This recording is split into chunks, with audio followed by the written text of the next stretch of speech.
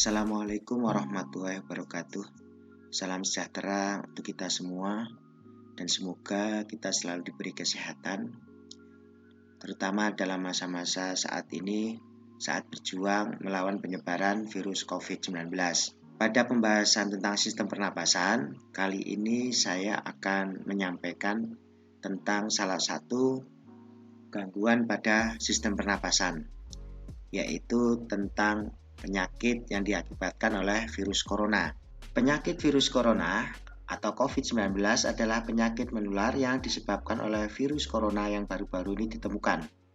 Sebagian besar orang yang tertular COVID-19 akan mengalami gejala ringan hingga sedang dan akan pulih tanpa penanganan khusus.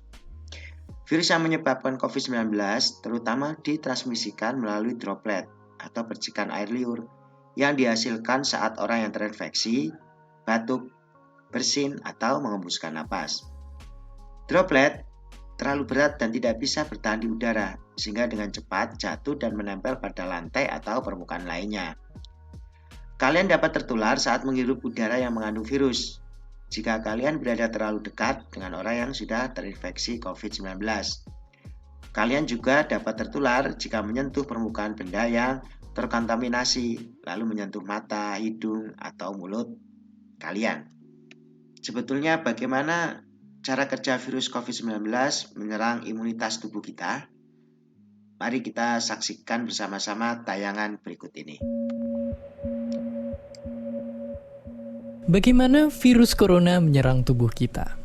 Mungkin itu jadi pertanyaan kita semua. Kita udah tahu gimana virus corona udah menginfeksi 1 juta orang di seluruh dunia sampai saat ini. Tapi yang mungkin belum banyak kita tahu, sebenarnya gimana sih virus ini nyerang tubuh kita?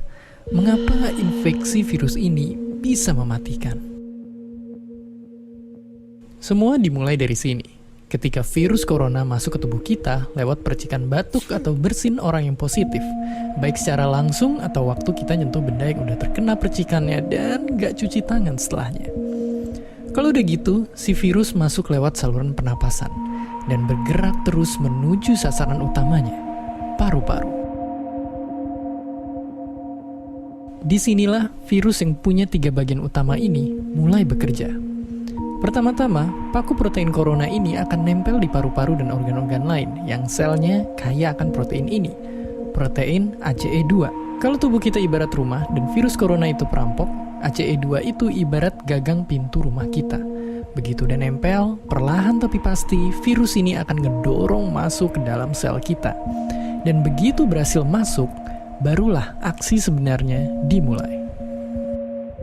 Di fase ini, tubuh virus corona akan membuka dan sang hacker pun terbebas. Dia akan ngehack inti sel sehat untuk nipu sistem imun tubuh kita biar nggak nyerang virusnya. Dan sekaligus ngebuat inti sel jadi memproduksi cikal bakal virus corona baru.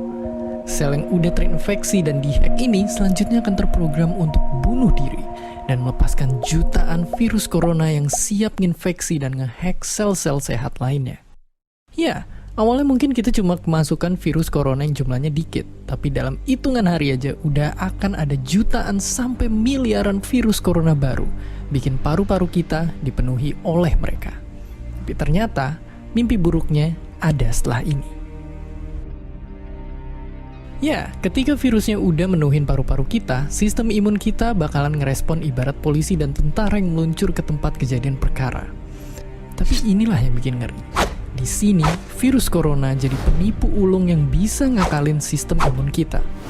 Mereka bikin sistem imun nyerang membabi buta termasuk nyerang sel-sel sehat kita. Mereka jadi nggak tahu mana kawan, mana lawan, dan perlahan-lahan jadi senjata makan tuan. Buat sebagian besar kasus, kejadian ini emang gak berlangsung lama. Karena kalau sistem imun kita kuat, mereka pun akan bisa menang dari segala taktik virus corona. Tapi terkadang tubuh kita sedang lemah, dan kalau udah gitu efeknya bisa parah. Kita bisa kena radang paru-paru, akibat sel sehat di sini yang udah gak bisa nahan bakteri pneumonia. Malahan buat kasus yang kritis, bakteri ini gak berhenti di sana. Mereka bisa masuk ke aliran darah dan akhirnya nyerang seluruh tubuh. Kalau udah begini, bernapas saja bakalan susah banget dan hidup kita ada di tahapan yang sangat kritis.